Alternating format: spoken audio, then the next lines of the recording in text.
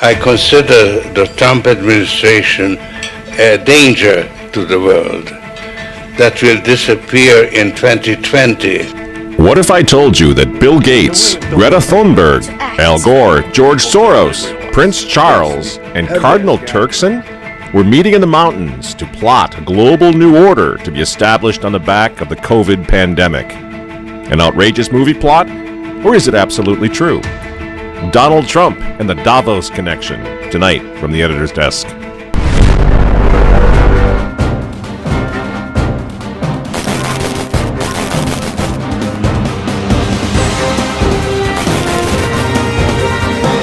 Hello again, ladies and gentlemen. Michael Matt coming to you once again from the offices of the Remnant newspaper. Here's something you're not apt to hear on mainstream media. Of the 18 million people in the world who've been infected with the coronavirus, 10.6 million have recovered. This is according to the latest figures from Johns Hopkins University. In other words, the vast majority of COVID patients fully recover. Now, this doesn't even factor in the millions who've contracted it, recovered, and didn't even know they had it. Friends, we need to have a talk.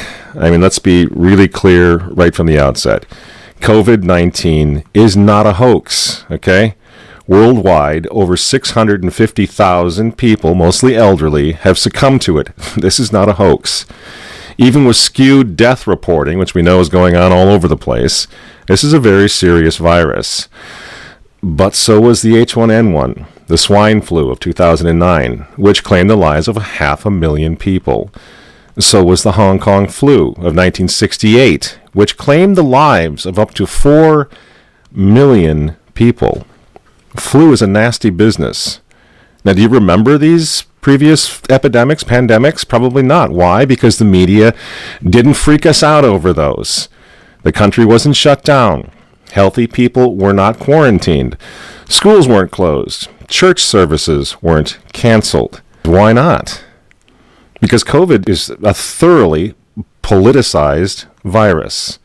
And we're getting conflicting recommendations from the experts that get just a little more absurd every week. Doctor, your colleague, Dr. Fauci, has suggested recently that goggles would work even better, or in addition to. You're talking about masks. People have come around to the reality of that. Are we going to look at more demands based on what Dr. Fauci has said? Well, I've seen really great face shields, and I've seen them around the country. You know, I've been out to 14 states. The administration sent me out, and I've gotten to see a lot of exciting face masks out there, and face masks that come from the bottom up. And I think that's really, the American people are innovative. Those are actually pretty easy and straightforward to make. Many universities and those who have printers are making face shields now. So these 3D printers can really increase that production, and I think others are making them, and they can be decorated. So, Doctor, well, no one's really interested in decorations. I want to know whether face shields or goggles is something we're going to hear next. I mean, this isn't even funny. I'm so glad to see the guys from Fox over there are openly mocking this woman. I mean, people are losing their jobs. They're losing their homes. They're losing their mental health over this. Their kids aren't going back to school. They can't go to church. And this delusional woman with the scarves thinks that we're going to get a kick out of decorating our face shields? This is day 170, I think, of the 15 days to slow the spread, Dr. Birx. Do you have any idea of what the hell you're talking about? Because it changes all the time. No wonder nobody takes these people seriously anymore. And so here's the thing, friends. We need to get very serious about it. We need to have a serious conversation about it. Here at The Remnant, we've been saying since March, since the outset of this thing, that it's not the virus that we're questioning. I don't want to get the virus. I know you don't. I know some of you have lost loved ones or friends or whatever from the virus. I've known quite a few folks now who've gotten it. I don't know anyone who died. Everyone who I know, thanks be to God, has recovered. But it was never the virus that's the problem. It's the political exploitation of the pandemic, the COVID pandemic, that really, really must give all of us now serious cause for concern about the future. They're not playing games here. This isn't going anywhere. This isn't going away. And don't take my word for it. I wouldn't expect you to do that anyway. Let's talk about Davos, Switzerland. Here's where the leaders of the world are admitting exactly what I'm saying, that this is a Trojan horse. Now, in Davos, they call it the Great Reset, and it's scheduled now to kick off in January 2021. And if you want to know what's really going on here, if you want to know why the schools are probably, many of them are not going to open in the fall, if you want to know why you're wearing that dehumanizing face mask, even in your car, look to Davos. Now is the historical moment, the time, not only to fight severe virus, but to shape the system. We have a unique but rapidly shrinking window of opportunity to learn lessons and reset ourselves on a more sustainable path. What is it that would make it so that history would look at this crisis as the great opportunity for reset? The Great Reset is a welcome recognition that this human tragedy must be a wake-up call. The world's problems fit on three sides of a triangle. It's one versus many, man versus nature, and the unfortunate foundation is long-term versus short-term. Any recovery stimulus should have green conditions attached to it. We have to change our economy dramatically in the next 20 or 30 years, and the next 10 years is absolutely decisive. The recovery has to be greener than any of the previous recoveries.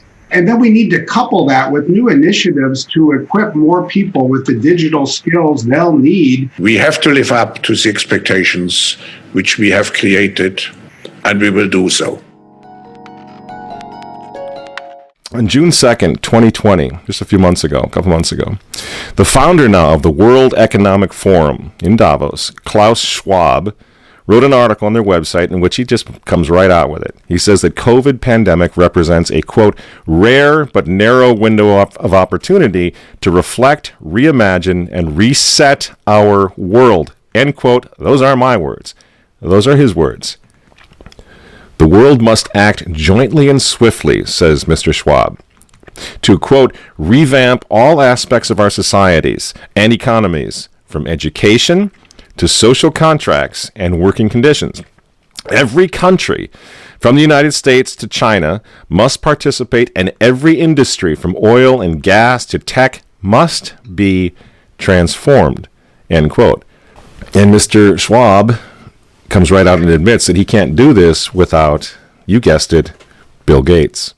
We are particularly committed to this initiative since the forum has been at the origin in its annual meeting in Davos of the Global Fund, Gavi and CEPI, together with the Gates Foundation and other founders of those crucial organizations, particularly today. And they're all there. All the movers and shakers of the world are in Davos at one time or another. Even Prince Charles, the insufferable Prince of Wales, got into the act in Davos in January. Unless we take the action necessary and we build again in a greener and more sustainable and more inclusive way, then we will end up having more and more pandemics and more disasters from ever accelerating global warming and climate change. So this is the one moment, as you've all been saying, when we have to make as much progress as we can. And of course, Antonio Guterres, the former Prime Minister of Portugal, who's also a Catholic and is now serving as the Secretary General of the United Nations, he's in Davos chiming in as well. A microscopic virus has closed down entire countries and economies. The Great Reset is a welcome recognition that this human tragedy must be a wake-up call. As you rightly say, it is imperative that we reimagine, rebuild, redesign, reinvigorate, and rebalance our world. Friends, the full picture should begin to emerge now, and I'm just giving you a sample. I mean, everyone has spoken here. Everyone who is anyone in the globalist community has gone to Davos, has delivered speeches. They come together, they network, they plan our future. This transformation essentially means that the whole way that we do business, that we live, and that we have grown accustomed to in the industrial age will have to be changed. We will have to leave that behind us in the next 30 years to go. This COVID thing is their golden opportunity. And they certainly don't want Trump or anyone else to fix the problem, certainly not prematurely. And this is what the war on hydroxychloroquine is all about. I mean, think about this. Why? You mention hydroxychloroquine and you get taken off Facebook? You get taken down from YouTube? Why? This thing's been going for 60 years. People use it all the time. Well, if you use it, you might have a heart attack, so we got to condemn that. Why are they doing this? This is a therapeutic that works for a lot of people. Doctors all over the place are using it right now, but they don't want it. Why? Why? Because it's not a vaccine. Because it might fix the problem. This is why those frontline doctors in the white coats, that's why they were banned from social media. Many of them are now losing their jobs. They were frontline heroes. And all they did wrong was come out and talk about fixing the thing now. Not waiting 18 months. You're not waiting for a vaccine. But how they're fixing and healing people right now. Doesn't that make you just a little suspicious? Because, see, the problem is these frontline doctors in the white coats, if they're right, and COVID can be cured without 7 billion doses of Bill Gates' vaccine, well, the Great Reset that they keep talking about in Davos, Switzerland, the Great Reset will be dead on arrival. And all of us will go back to life as we knew it. This is why the 2021 Davos Summit now, 2021, it's coming right up after Christmas, the Davos Summit. And the Great Reset, they need President Joe the Catholic Biden to hand us, the United States, over to them if he wins this election. This is why they're trying so hard to take Donald Trump down. Biden is not a serious candidate. We can all agree on that, right? He's not serious. The poor fellow. He's in his dotage now. So what are they doing? They don't want a serious candidate. I'm not talking about on the right. I'm talking about on the left. They don't want someone who's going to be serious. Everyone with a pulse knows Joe Biden can't do this job. What's he doing there then? In my opinion, he's the personified monument to the U.S. presidency that the mob will tear down in January. They need to reset everything, including the politics of the United States, the governance of the United States. Besides that, old Joe the Catholic Biden has always been a New World Order guy. The affirmative task we have now is to actually create a new world order. And of course, friends, we hear a lot about the Green New Deal and all of that, right? We hear Francis with his Laudato Si encyclical and all of that. They're all working together, aren't they?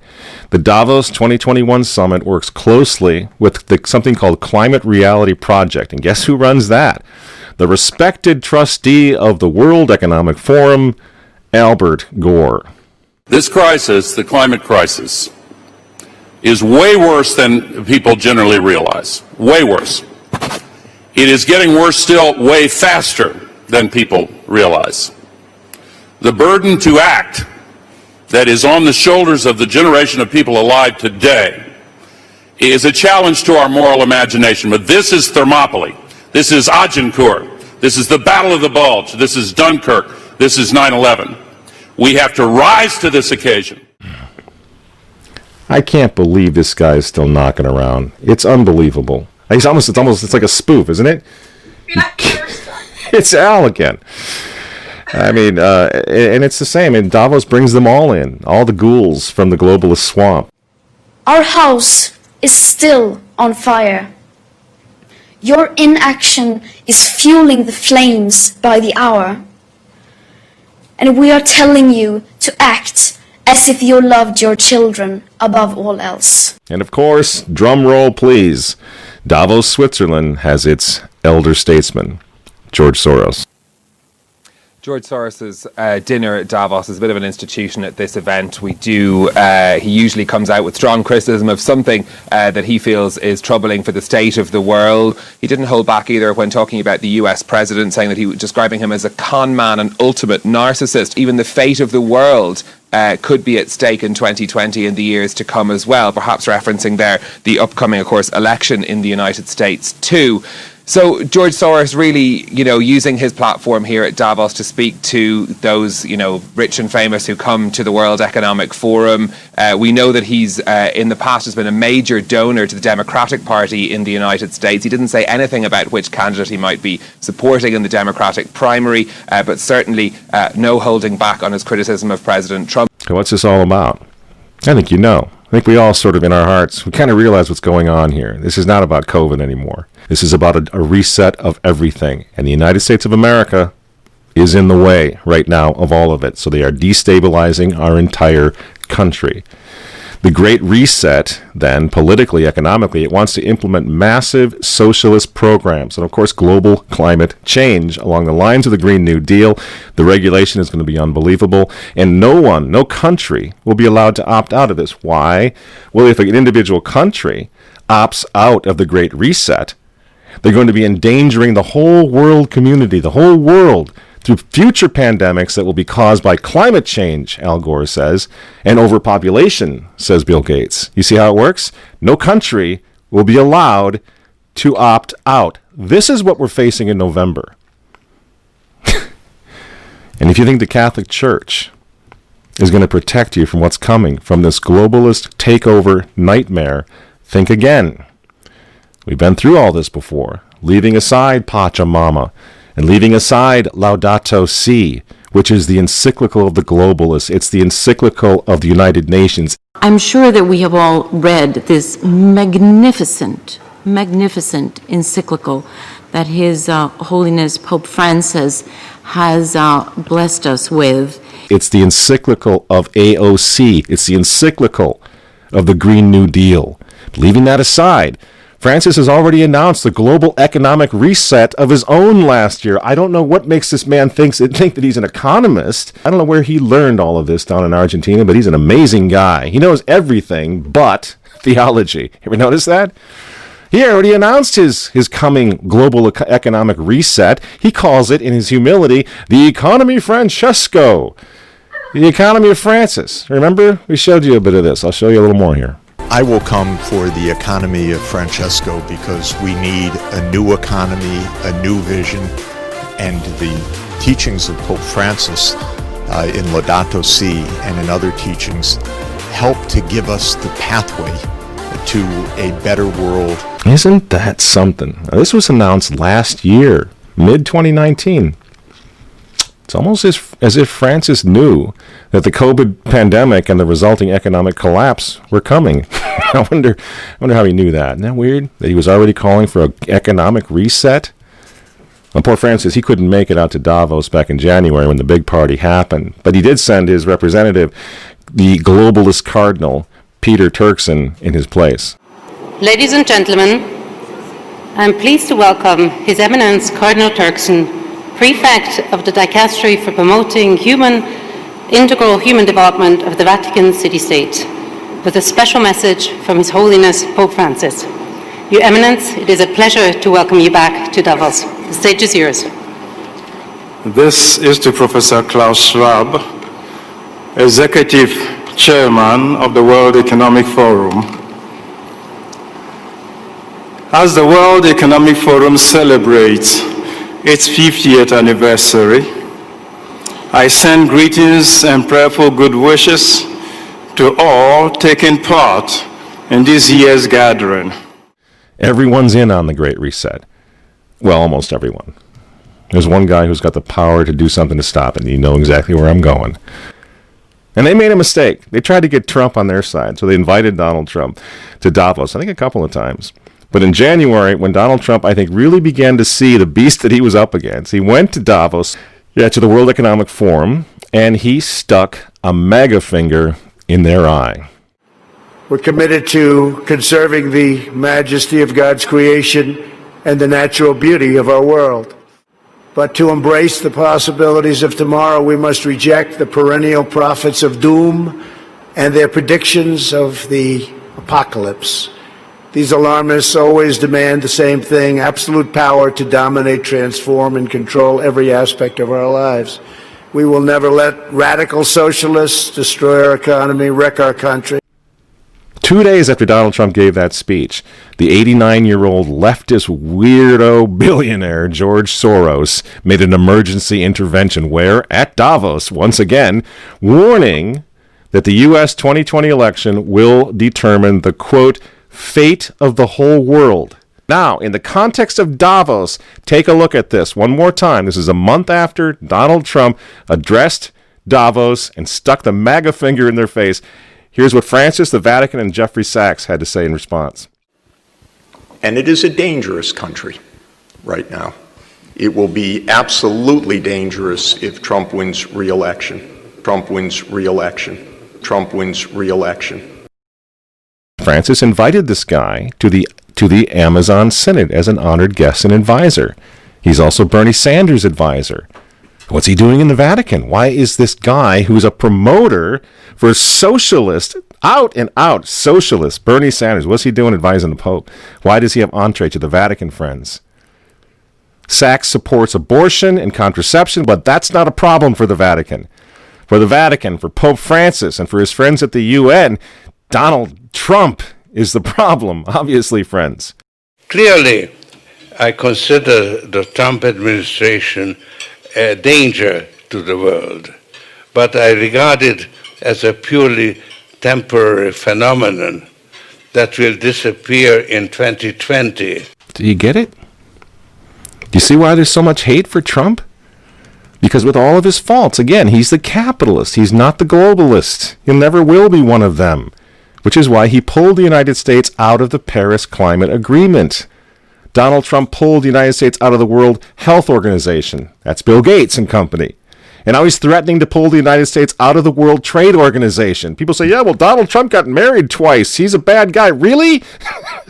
He's right in the face of the demons on this, friends. Nobody ever said he was a saint. He's knocking the sacred cows of the United Nations down all over the world right now. The General Assembly routinely votes 185 against the United States on almost everything right now. And you remember, speaking of the United Nations, in November of 2019, again, right before COVID landed, Trump went to the UN on the floor of the General Assembly, and he declared war on globalism.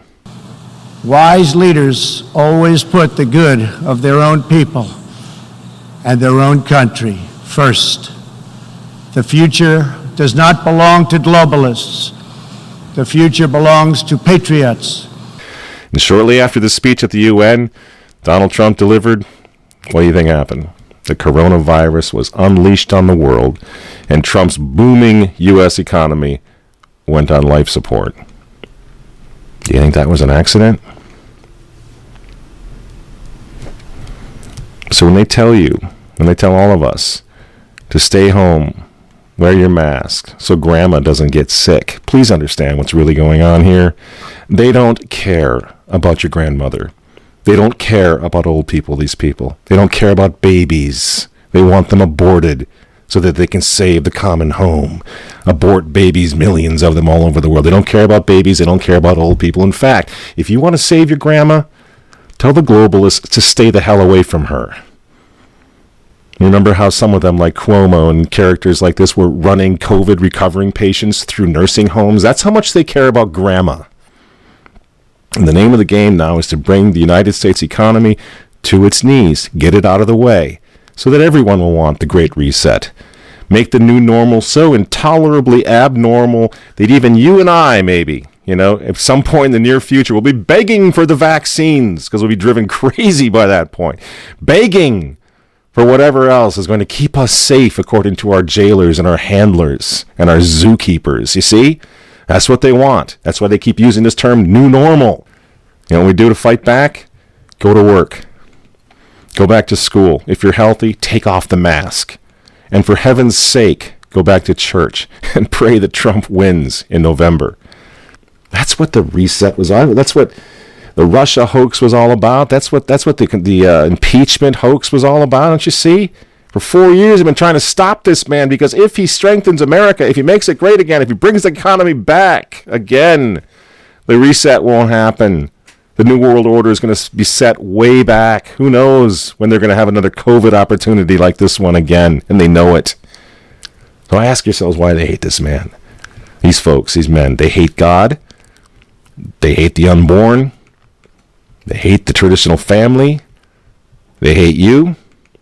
And they hate Donald Trump, whose political opponents, by the way, right now are knocking statues of saints to the ground.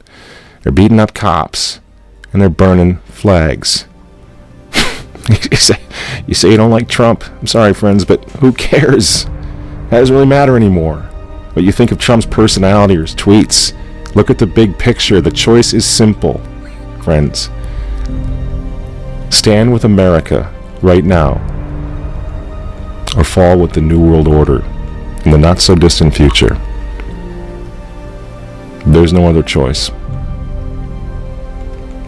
I'm Michael Matt for Remnant TV, and we'll see you next week.